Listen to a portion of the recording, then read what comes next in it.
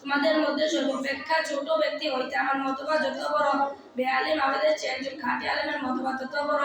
৮ নম্বর হাদিস শরীফ, আল ইলমু বিল আমালিল কানাহদি বিলা আমাল। হাদিস শরীফের অর্থ আমল বিহীন এলেম পানি বিহীন নদীর মতো। ৯ নম্বর হাদিস শরীফ, বাল্লিগু আন্নি ওয়ালাউ আয়া।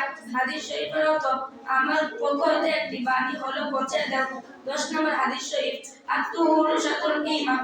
হাদিস শরীফের অর্থ পবিত্রতা ঈমানের অর্ধেক। ১১ নম্বর হাদিস শরীফ, মিফতাহুল জান্নাতিস সালাহ। হাদিস শরীফের অর্থ নামাজ বেহেশতের চাবি। ১২ নম্বর হাদিস শরীফ, আউয়ালু মা ইউহাসাবু বিল আবদু ইয়াউমাল কিয়ামাতিস সালাহ।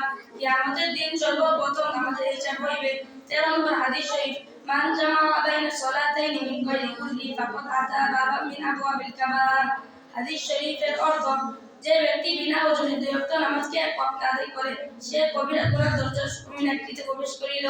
১৪ নম্বর হাদিস শরীফ, লিকুল্লি শাইইন যাকাতু যাকাতু জাসাদিস সাওম। হাদিস শরীফের অর্থ প্রত্যেক বস্তু সৎকার আছে আর শরীরে সৎকার হলো রোজা।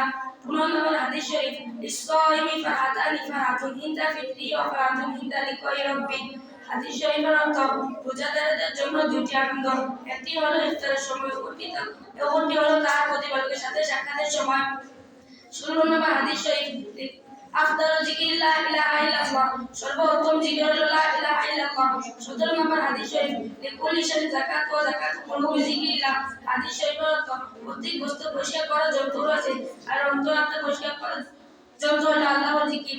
১৮ নম্বর হাদিস শরীফ, ফিকরাতু সাআতিন খায়রুম মিন ইবাদাতি সিত্তিনা সানা।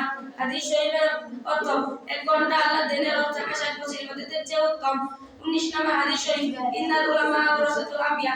হাদিস শরীফের অর্থ আমলগণই নবীগণের ওয়ারিস। ২০ নম্বর হাদিস শরীফ, আদ-দীনু আন-নাসিহা।